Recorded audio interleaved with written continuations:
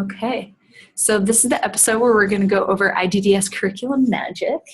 And almost all of you on the line, with the exception of Dana and the Code Design Summit, they're in the process of developing their curriculum right now, and still at that beautiful stage of putting all the pieces together and finalizing what their goals are, and what they want to get out of the summit together as a team. But for everybody else that's watching this, and those of you guys who are here online, already have a draft done, which is great. And we've been in talks with you with each of the groups. But what we want to do during this time is take some time to do a reminder of some overview tips. And for some people have heard these tips, some people have not. So we want to have one space where these tips are shared. I'll remind you guys of resources. And then we'll just have a time to kind of exchange with each other any questions or ideas that we've been having. I know you're a little bit, you guys are a bit further along than code design is. So even if you guys had ideas you wanted to share with each other. And then Daniel's on the line, who has been through many IDDS and curricula development processes. So he'll be, thanks for joining, Daniel, and he'll be able to be here and ping some ideas and a great resource to answer honestly of could this work in that amount of time, or he'd be happy to give some feedback on what he's seen work well and what hasn't worked well. So I'm just going to share my screen real quick.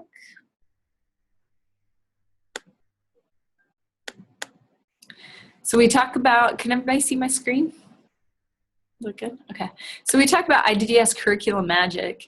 Magic mainly because it's not all on paper right now. Some of it's on paper, a lot of it is passed down orally, and that's been carrying on for decades. And so it's in the minds of people, and it's on different pieces of paper everywhere, mainly because it's volunteer. So it's hard to bring it back, but there are some magical things that happen at IDDS and some sessions that pop out of nowhere.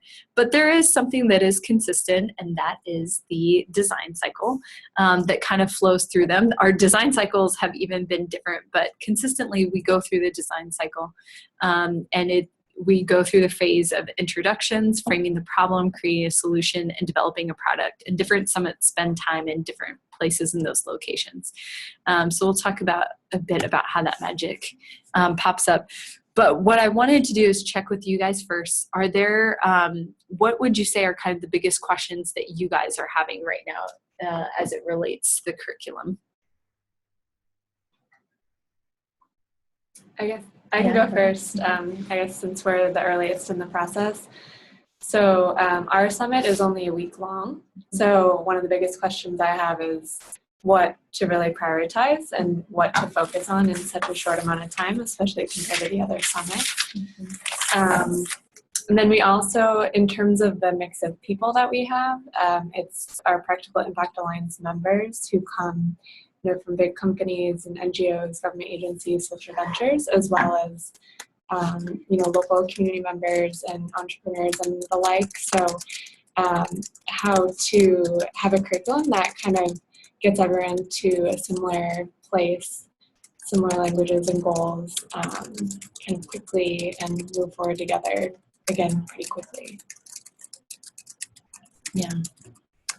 It's one of the pros and cons of a diverse participant team, right? Is knowing when and how to engage all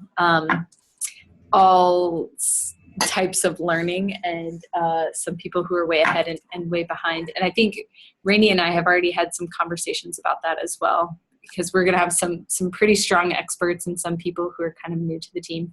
We have a couple ideas that we've learned from IDDS Lahore and some other summits that we'll share. So that's a good question. We'll talk about that. Rainey, I know you and I have kind of already talked, but is there anything that you're hoping to learn more about, or just in general that you'd love to hear from more summit teams eventually about? Yeah, I actually have two. One that's similar to what Dana said, and it's that we have a lot of expertise in our group. So how do we set up the curriculum so that there are opportunities for them to share their experiences with each other as well? So I think it's related. The other question is, we want to build off of a lot of work that has already been done in the cook stove space.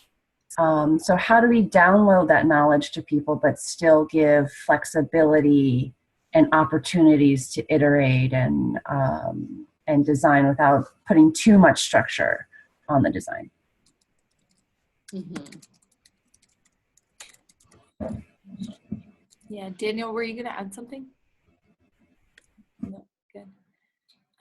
Something I might add just plays off of what I said already and what you just said, is I think I wasn't involved in the summit last year, but what I heard is that people were coming with kind of different goals. Maybe some were more at like the product development level, some were thinking more in a systemic way.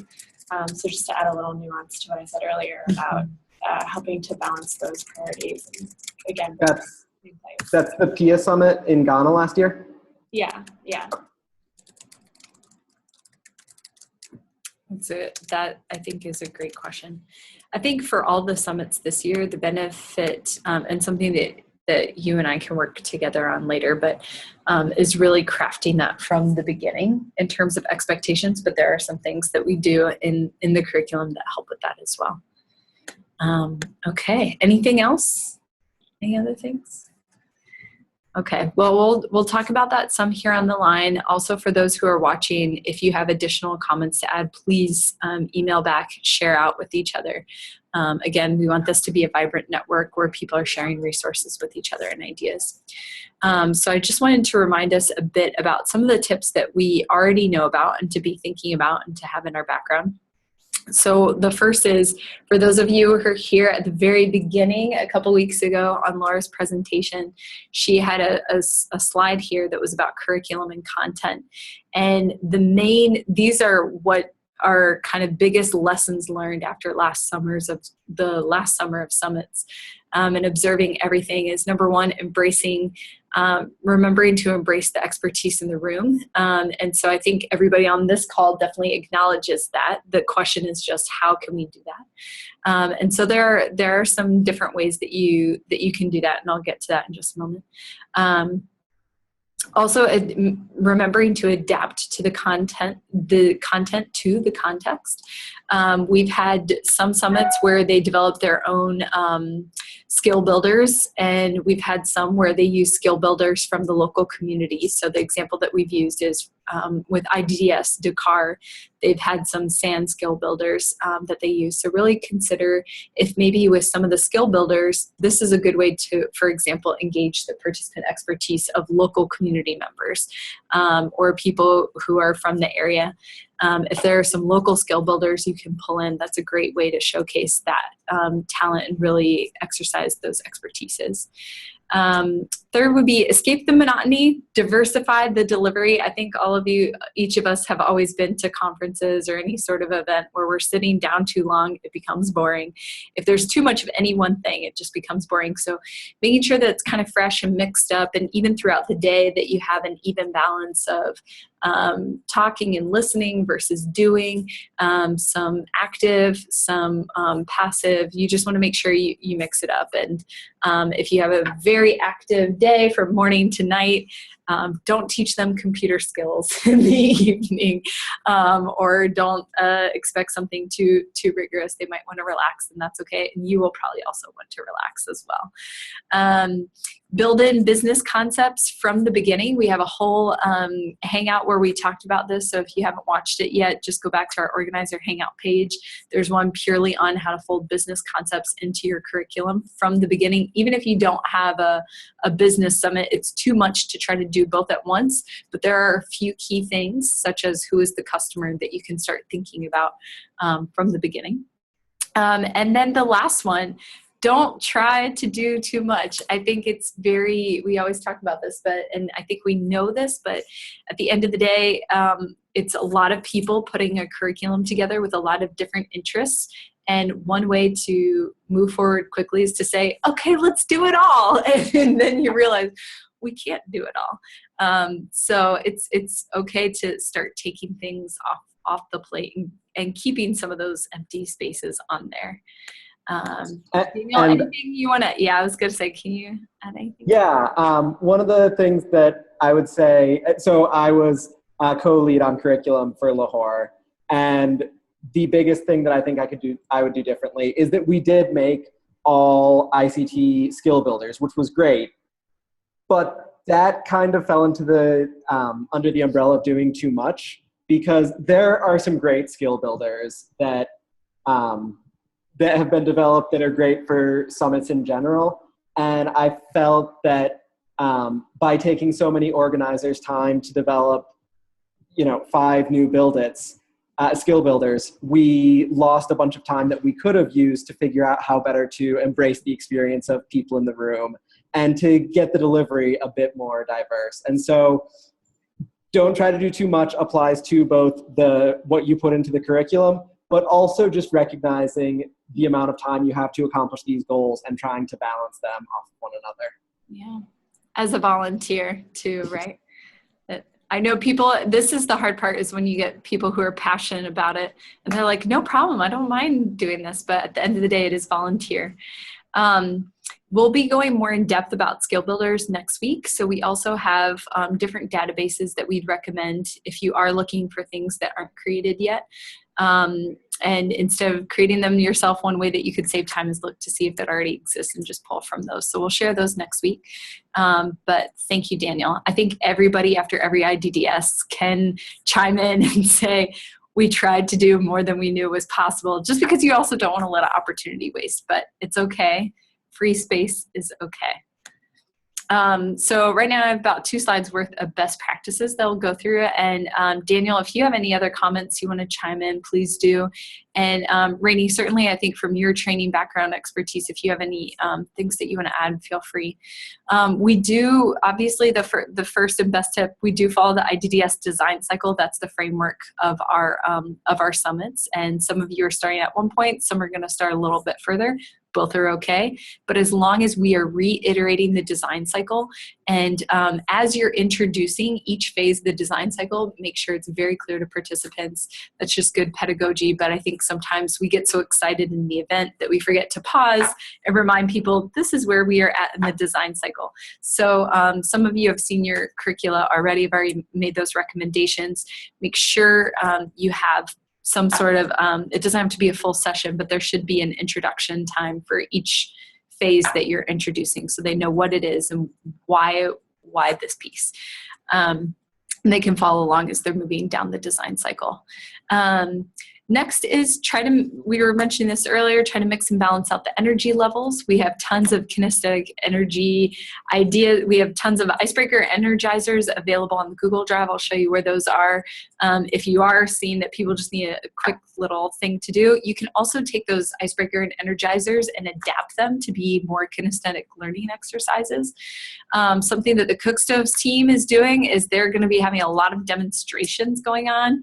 And with Cook Stoves, that really lends itself. I was just working with Dan on Friday, and he came up with a great idea called the Ring of Fire, where it is going to be several different demonstrations in an afternoon, looking at different pieces, different parts of the technology, and talking about different parts of the cook stove. So there are creative ways to mix and balance the energy, but the point is, try to make sure not just within the entire curriculum, but even within the day, that you're mixing and balancing the energy. This is just a good rule of thumb. We like to tell people, make sure there's 20 minutes of instruction to 40 minutes of hands-on activity. This is because it gets boring if it's more than that. And also, we try to promote hands-on learning. So this is why it's so good that you guys have your first drafts right now, and you're reiterating them, because hopefully by May you'll be able to start actually working on those sessions to make sure they're truly interactive, they're accomplishing the learning objectives that you're hoping to accomplish in an interactive way. Next is, you want to share your IDDS story on the first day. Amy will be there at each of the summits, or not at each of the summits. Amy or I will be there at each of the summits, and there'll be a space to share about IDDS and IDIN in general. But it's really important on your first day to share your summit's story. So if it's the PIA Co-Design Summit or IDDS Cook Stoves or IDDS Amazon, share your story about how you guys came to be, because this is why we want to make sure that participants remember why they're here, all the work that you guys have done leading up to the summit to get them here, and the relationships you've developed or that you've had for a very long time with these communities. And more importantly, what's going to be happening after the summit. We want them to understand from the beginning that the summit is just a catalytic event, but this is an ecosystem that we're really trying to catalyze in a new way, and it's going to be continuing to exist even after we're there. So share your story. I think Daniel, do you want to talk about do you remember the way that Amy introduced the summit in IDDS Zero Waste last year?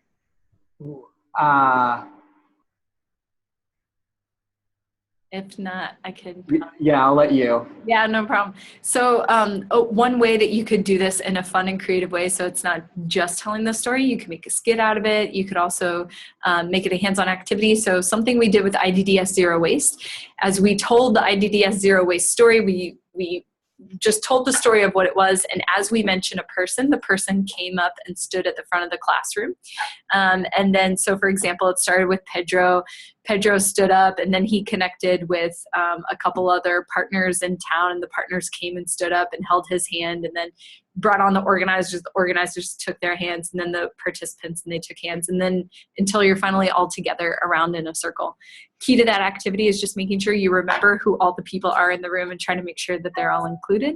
But it's a good way to share your story and show everybody how they're a part of it.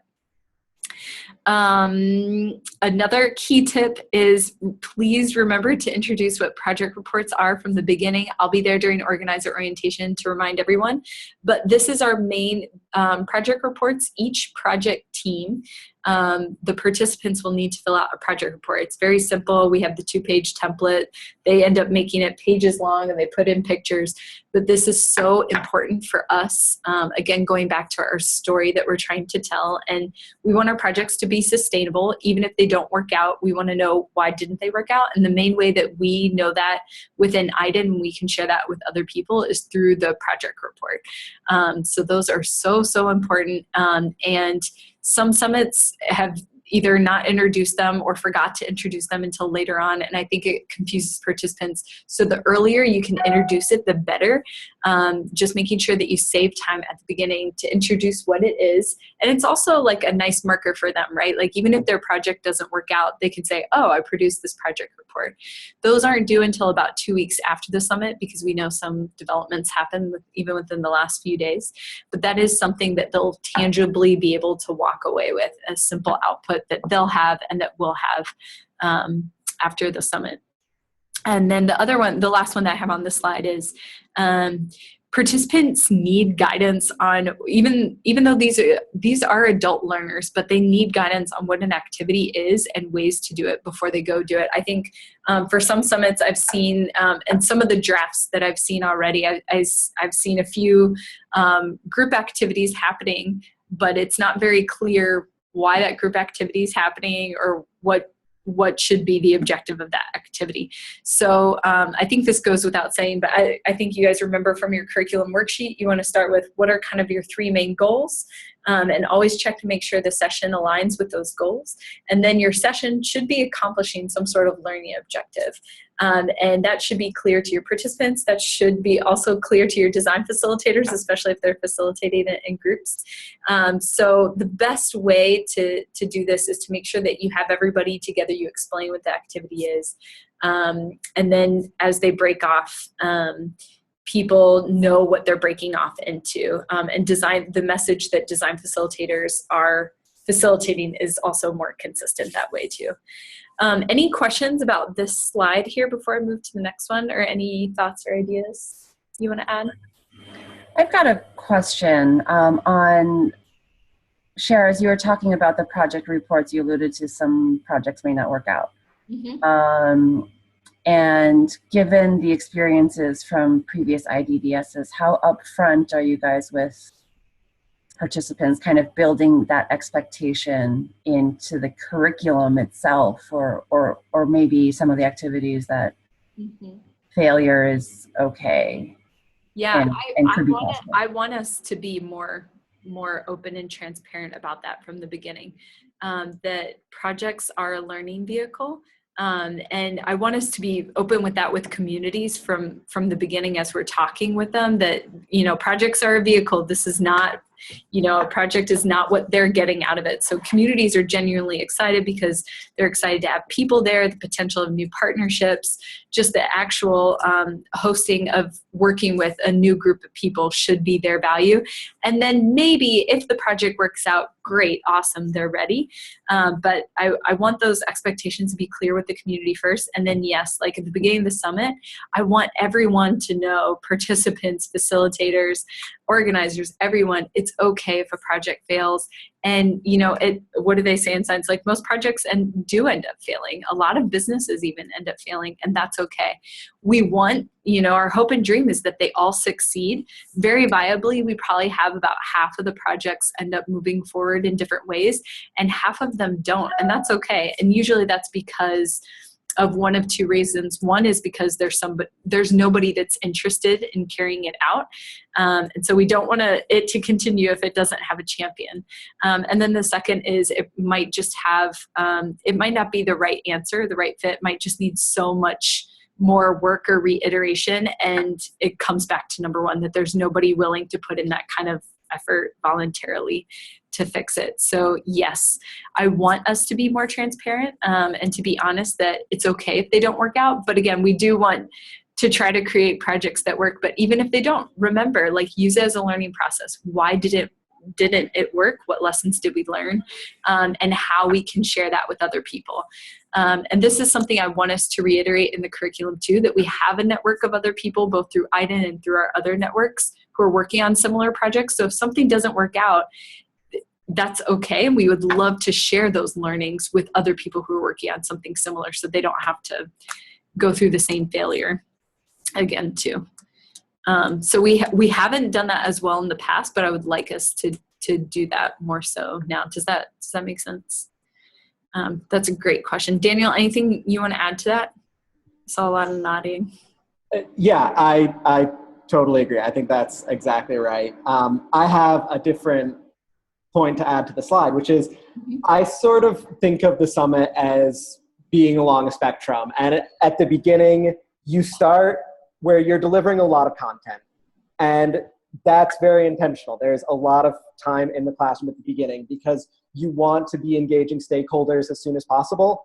But for the participants and the teams to engage stakeholders, you want to make sure that they have certain skills and that they'll be able to do it effectively. And then at the other end, at the end of the summit, you want to make sure that everyone has the time that they need to build their prototype, get it working, incorporate feedback. You want to step out of the way in many ways. And so there tends to be a very quick swing. Once participants have the skills, there's still, they go to the communities and then they have to figure out what to do after that. There will still be a lot more sessions, but you do almost want to step out of the way and make sure that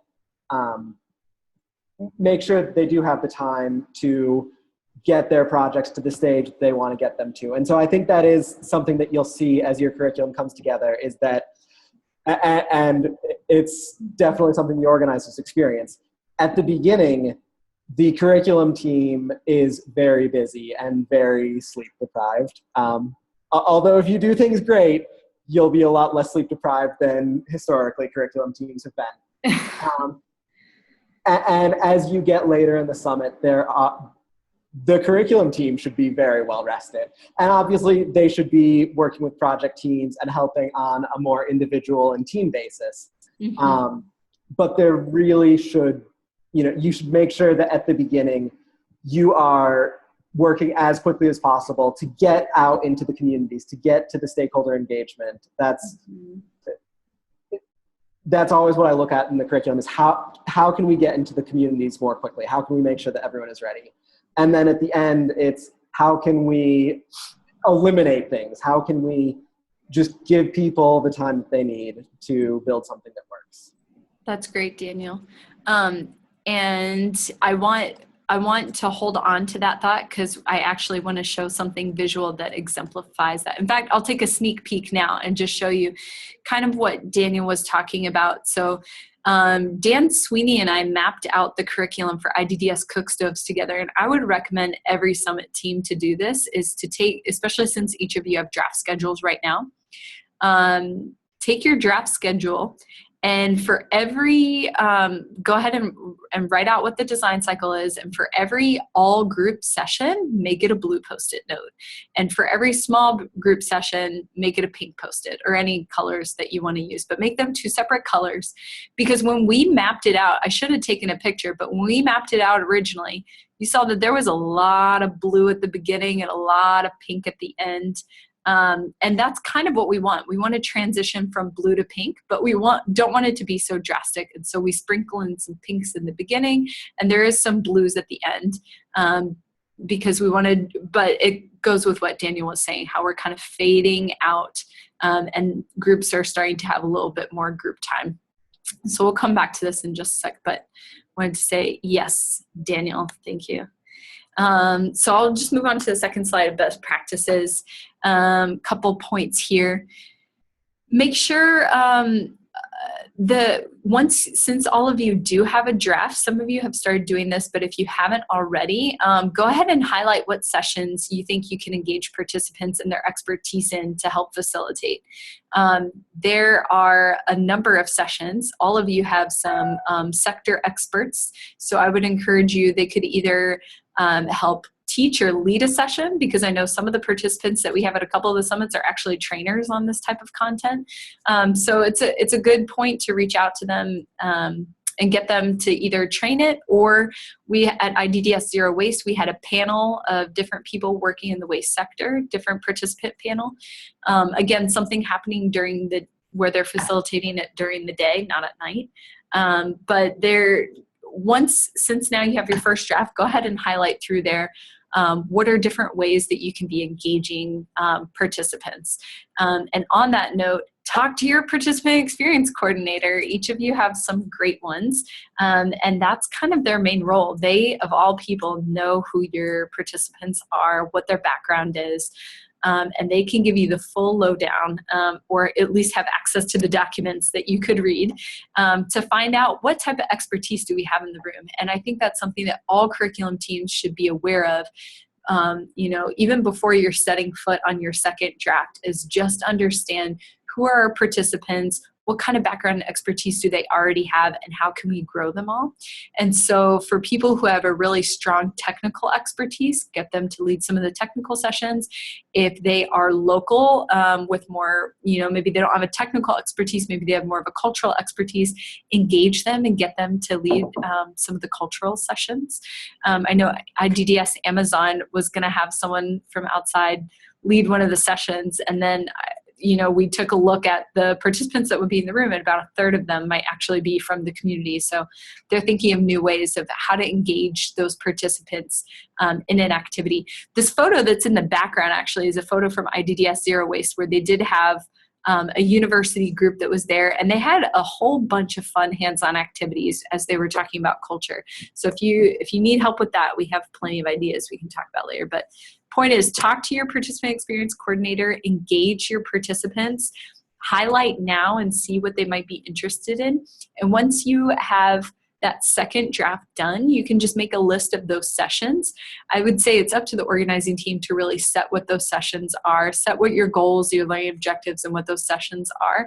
And once you know the sessions, you don't need to know the exact time, but send out a Google form to your participants and give them enough time to check off and see if they're interested in helping to co-lead any of those sessions. And if all of you do that kind of with the exception of education, if people are doing that by May, that's still plenty of time for participants to be preparing something, and also for the lead instructors to be following up with those participants just to coach them and make sure it's in line with everything else that's going on during the curriculum.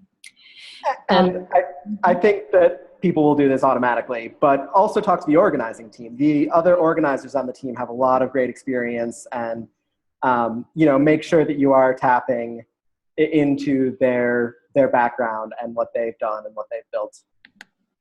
That's great, Daniel. I don't have that written on here, but I'll put that on. And other organizers. So I've recommended this before, but I'll recommend it again to the lead organizer or the lead instructors who are listening to this. Continue to share with your team at each of the organizing team meetings any updates on the curriculum, since that affects everyone. We have a whole list of energizers and icebreakers. Participant experience coordinators have some as well. They'll be mainly in charge of the nighttime activities.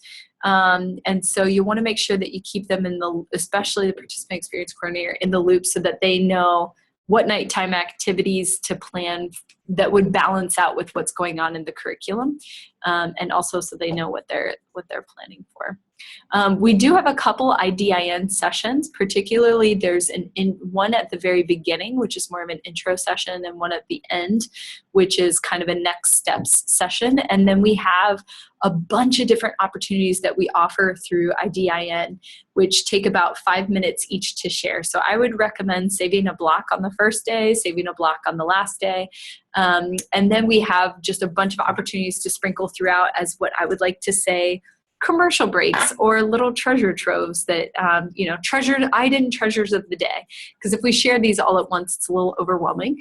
I'd encourage you that if you're a part of another network or other organizations that are offering similar resources, sprinkle those throughout too, so that participants are aware of what resources are at their fingertips as they're going along, and just let them know from the beginning that you'll share those resources with them.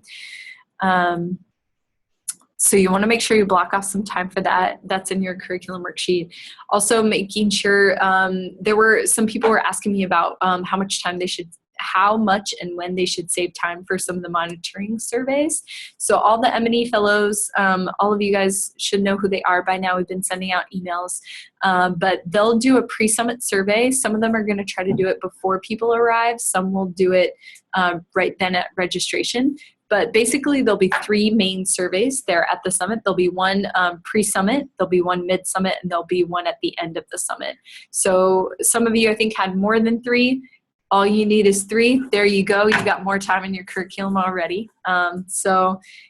Just a small recommendation, try not to have it, the very last thing of the day on a Saturday. And I've already talked to some of you about that, just because people don't fill it out very well. It's like a beginning of a morning, a fresh thing, or midday, depending that might be a bit better. And you don't need more than 3 for 1 week and 2 week summits, but are there any 4-week summits or? Botswana, but even then we're still just going to run it on a pre, mid, and post. I'm surprised Mustafa's on board. Good work. Yeah.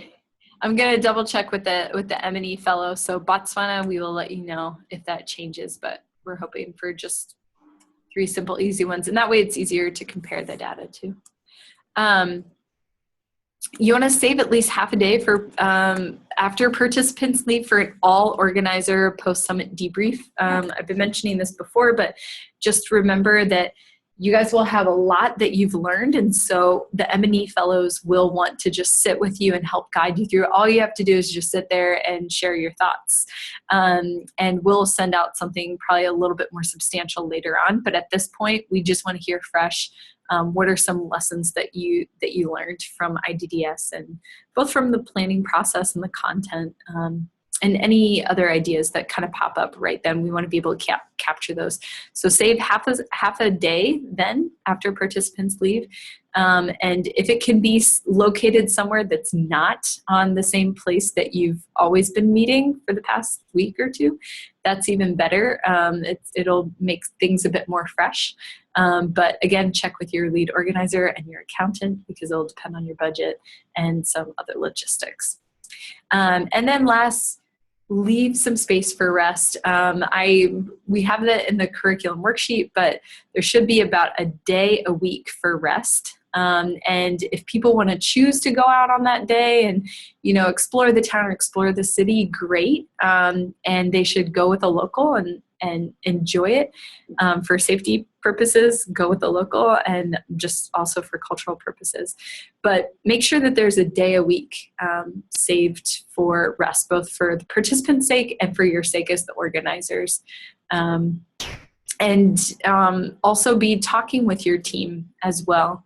If you're feeling overcapacitated, if you're just feeling burnt out, take a rest and and tag team it. I think it's something we know intuitively, but always when we get to IDDS, I think people are so on the go that they forget to pause and take a break, or let people know that they need to take a break. And it's okay if you need to take one. So make sure that you build time in for rest into the curriculum too. Anything on these notes? Any questions, ideas, comments? It's pretty straightforward. Okay. So then what I want to come back to, Rainey, I was just telling them a bit about this, is it was a lot of fun doing this with Dan. Rainey and Amy are reviewing it as well and walking through it. But I think this is a really helpful activity for everybody to do after they have their draft schedule. Honestly, if you know what your goals are and what your learning objectives are, you could also do this even before you have your first draft. But I think it's helpful after you have your first draft, really map it out, see where you're at. Even within each of these blue sessions, there's a little bit of pink in them. So again, like we had said, there should be some 20-40 mixture going on. And if you were to zoom into this picture, you would see that every pink is introduced by a blue. So there's something going on to remind people of what they're doing, what their goals are. And then you'll probably see right under the creating a solution, there's a little cluster there. And that cluster is the ring of fire that I was talking about earlier. So if you realize that there's, maybe you're having a lot of hands-on activities, make it a carousel, and you can just kind of smush them together in one afternoon all together. So there's a lot of different creative ideas which you guys can share and exchange with each other. But I thought that was a really good solution for that. Yeah, and so this also, once you map this out, it also helps show you where in the design cycle you really are focusing, and it helps you as a reflective exercise to say, oh, do we really want this much in this piece of the cycle, or do we want to spend more time on this?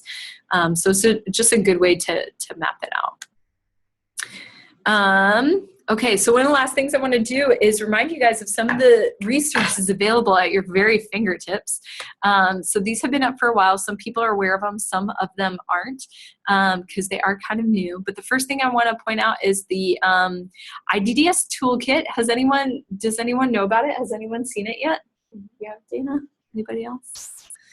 Okay, we're going to go to it real quick. Let me see if I pull up my browser. Do you guys see my browser if I pull it up right now? My web browser? Or no? Okay, hold on. Let me new share. Here we go. Okay, can you see my web browser now?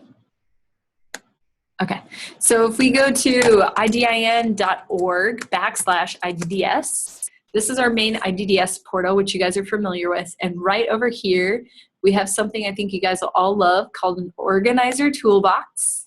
And it has lots of goodies in it, but particularly for the curriculum, if you come right here where it says IDDS Toolkit, we are in the process of building this up. So some stuff we're still getting in there, but this is what we have so far. We have a copy of the design workbook in English and Spanish. We also have a copy in Swahili that I'm in the process of uploading as well. Thanks to all of our people who helped write it, Daniel, Bianca, a whole slew of other people. Bianca unfortunately couldn't join the call today, but she says hello to everybody. She was hoping to, but she's not going to be in good service area. We have copies of past curriculum, some schedules, all the past IDDS PowerPoints that I have access to. I'm always in process of excavating more from the past and from Amy's computer. So we'll continually populate that folder. Some design activities. If you have design activities you want to share with people, please just click on here. These all lead to Google folders. Throw design activity ideas that you have right into that folder. Skill builders, right now, these are a couple of the old ones that are in this folder, but I'm talking with Anna to see if we can get all the updated ones in this folder. And we're gonna have a session next week on skill builders. So I'll see if maybe she can get those up before then, would be the ideal, but this is where you can come to as well to get it for right now. And we have some session plans and handouts. This is pretty sparse. I only have a few right now, but again, hopefully when you create some as well, you can just toss them in there and it'll be there for future generations. And I'm in the process of always just collecting more and writing up more and putting them in there. And then we have loads and loads of icebreakers and energizers. Bianca herself has started up a Facebook chain just on icebreakers and energizers for design events. So I'll probably be linking some of those in that folder as well. And then for people who are working with participants, I have some of the templates and things here. This is more so the communication templates and a few different nighttime activity ideas about the talent show. And we're trying to get write-ups on morning. Well, we have a write-up on Morning Circle, but a lot of the extra, quote unquote, extracurricular activities are in here. A little note to say, we call it extracurricular, but as you guys know, everything we do is it's all intentional programming. And so even the extracurricular, anything happening outside the 9 to 5, even the fun stuff, is a part of this learning process that we're designing. And then this is just the IDDS tools and materials. This just gives you an idea of what type of tools and materials you might need for a given IDDS. It'll obviously change per summit, but it'll give you an idea with a nice little picture of what a good participant team toolkit might look like. We do on the note of toolkits, we do have a few available here. But we lose pieces from them perpetually, and what we're finding is that it's just cheaper to purchase the tools locally and keep them there for sustainability than it is to pay the luggage fees to bring them there. So we do have a couple of people want to check them out. Email me, let me know. But we don't have a whole lot, and I think it ends up being cheaper just to purchase on the ground sometimes to keep there for longevity. So the IDDS toolkit, any questions about the toolkit? Pretty straightforward. Please let your teams know, your other team members know, introduce it to them and so that they know what's out there too, because I think some people just don't know it's there. And the second you guys all know about, because you're in them, is the IDDS Organizer Hangouts. But some people know and some people don't know is that this is actually our second series of doing this. So let me pull up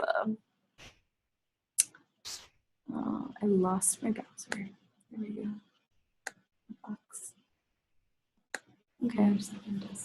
Oh, my second desktop, yeah. Can you guys still see my desktop? I can't see you. You can. Okay. So the Organizer Hangouts, again, are in the Organizer Toolbox. And so some of you have seen these, some of you haven't, but if you come down here, the first season that we piloted last year was geared towards design facilitators. So this whole season goes through the design cycle. I encourage you to watch through them. And in fact, design facilitators must watch through them before coming to IDDS, just so you remember what the design cycle is and how we facilitate it. Those are all good. All the videos are there. And then the discussing sticky questions, which are the ones that we've been doing this season, which are a little bit more nuanced and a little bit more idea sharing. So those are all online on Organizer Hangouts alongside with the notes. And then obviously each other. I keep saying it, but I cannot say it more. I think you guys will see, especially as you continue to get closer. I've seen some of you guys start to ping each other. Please continue to ping each other. Use the listserv that I've been sending or reach out to people directly. I know that there's even some folks from IDDS Lahore who have just been great and said, hey, we want to help out in any way possible. So please feel free to ping them too. They're freshest off the boat of an IDDS and happy with lots of lessons learned to share on that. And they're pretty cool people. And pretty cool. In my unbiased opinion. Well, I think we've had almost for every hangout, we've had almost one Lahore person on per week. And I think Maurice was even going to join last week, and then I just forgot to send a reminder email to him as well. But people are very interested in any questions that you have for them. So with that being said, any other resources or ideas that you guys have that you'd want to share, or any ideas, questions? Just a suggestion for design facilitators as they watch the videos. I heard from some of the team in Lahore and was like, that's a really good idea. it's really easy on YouTube to click a button and have the video go at 1.5 time, and then people's voices sound a lot funnier. And it makes a 1-hour video into a 40-minute video. So that if people feel like they're spending a lot of time watching videos, that can make it go a little faster. Yeah. Thank you. Yeah, we're trying to, for a couple of them, we've been able to post just the notes on there from last semester. I don't know that we're going to have time to do it for all of them before the end of this semester, but eventually we'll get notes up there too. And if people feel like they want more of the videos, they can watch them at 50% speed and then have the 1 hour turned into 2. Mm-hmm. Thanks. Well, I want to come back to what some of our questions were before, which was kind of only on a week. I think we started talking in general about participant diversity. How do you balance goals? And so hopefully that addressed it at least a little bit, is that, first you come together as an organizing team and you want to set your goals, and that is going to take a long time. But if you guys can agree together on your goals, that will help establish the rest of the curriculum together as a team. And then in terms of when and how to engage participant expertise, I hope that we address that. But if you guys have any other further questions, we can talk about that. Mainly, again, when it comes to engaging there, know what the expertise is in the room. Send them a draft of sessions and what they might be interested in signing up for, have them sign up for it. And then third, have the lead instructor work together with them before the summit. So that's why it's so important getting the curriculum done this early. Yeah. I would also make sure that if you have a 1 hour session, don't plan to talk for 60 minutes. And in fact, don't plan 1 hour sessions. If you can plan them down to 20 minutes, that's great. But leave space for people to ask questions or to say, actually, I've worked on this myself and have these insights to share, because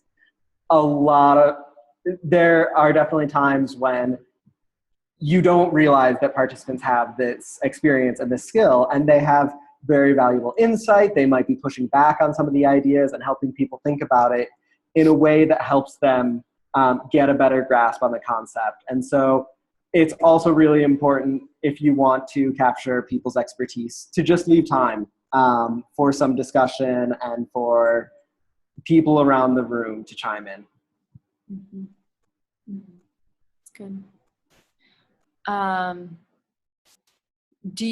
Daniel, do you want to talk about prioritization?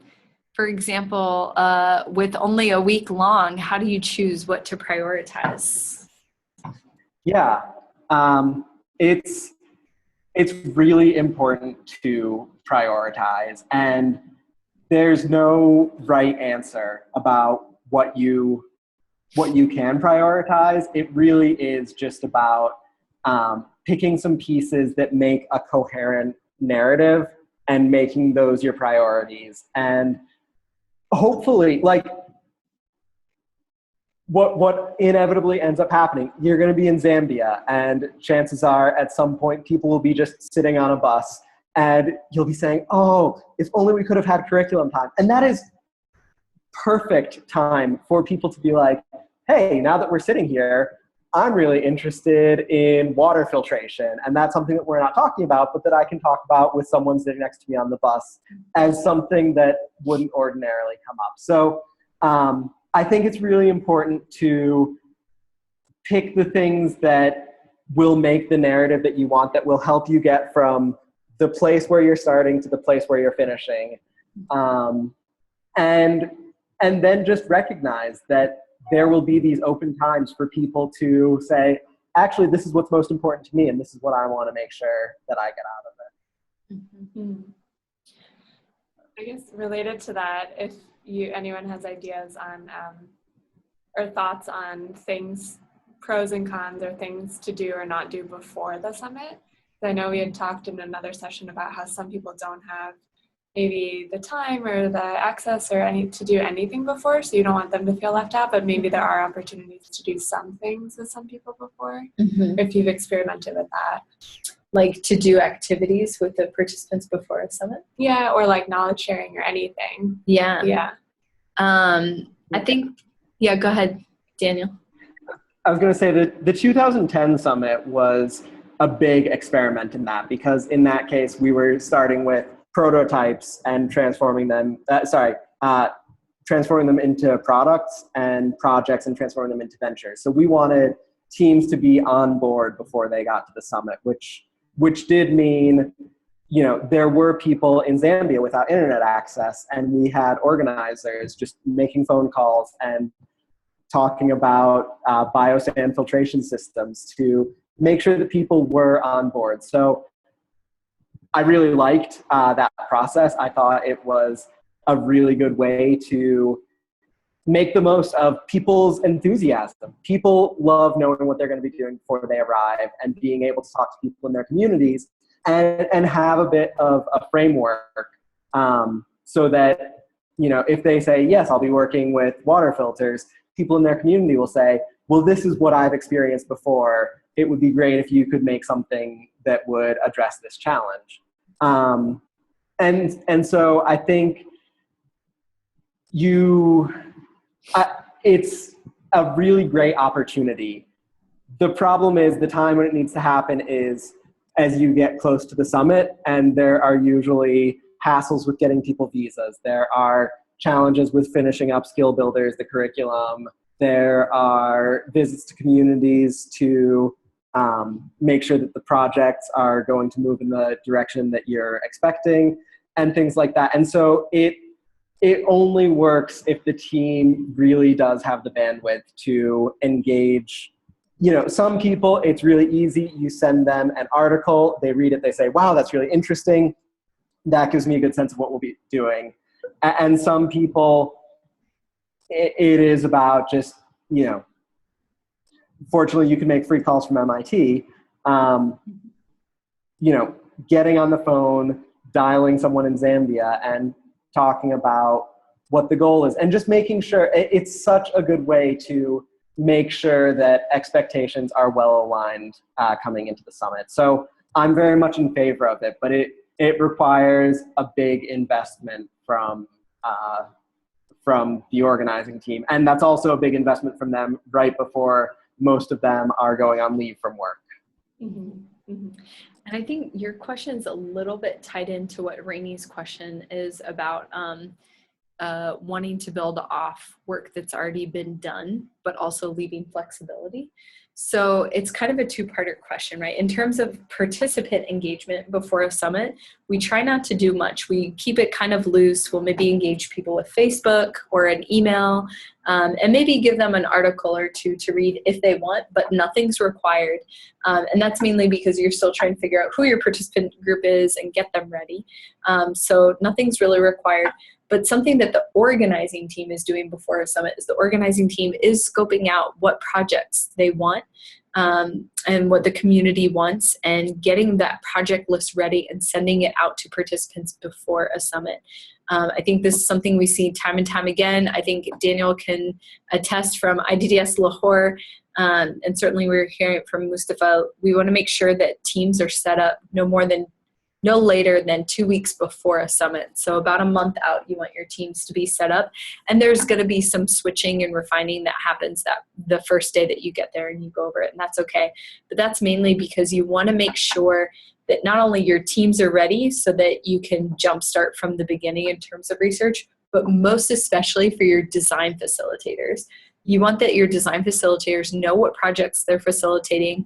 They're aware of the research that's already out there, and the expertise that's already out there, any kind of any other similar technologies that are in that space, and they know how to guide the team. I think something that, kind of coming back to your question, Rainey, something that we saw in IDDS Zero Waste is, you know, well, as a design facilitator, if I have all this knowledge, what do I do in terms of, do I share it all with them and then have them create something? Or, you know, do I wait for them to create something and then tell them, hey, didn't you know that this existed? And then see how that changes their design? Or do I do something in the middle?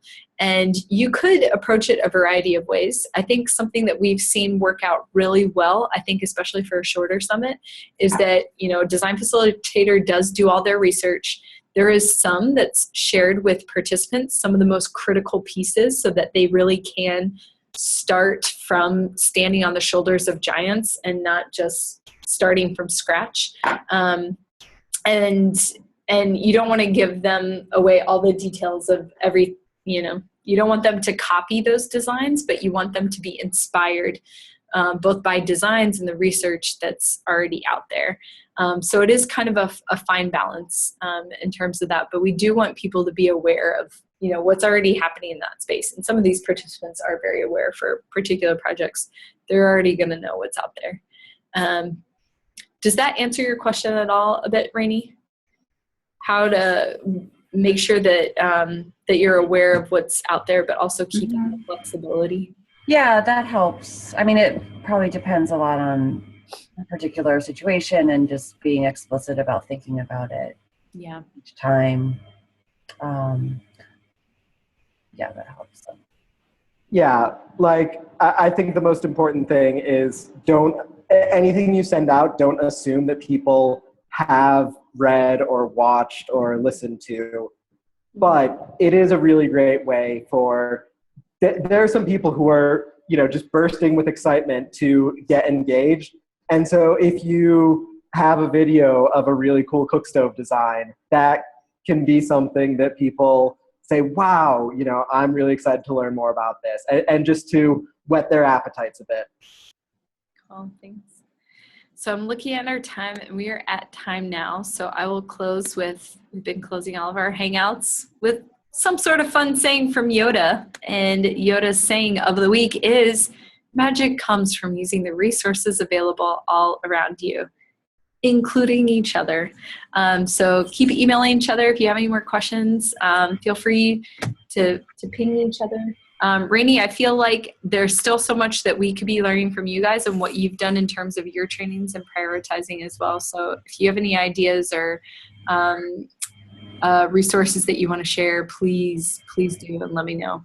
We'd be keen to hear. All right, so with that, I'll let you guys go, get to your rest of your day. And Daniel, thanks for joining us so late in the evening. We appreciate it. Next week, we'll be talking about skill builders. So I hope you guys can join.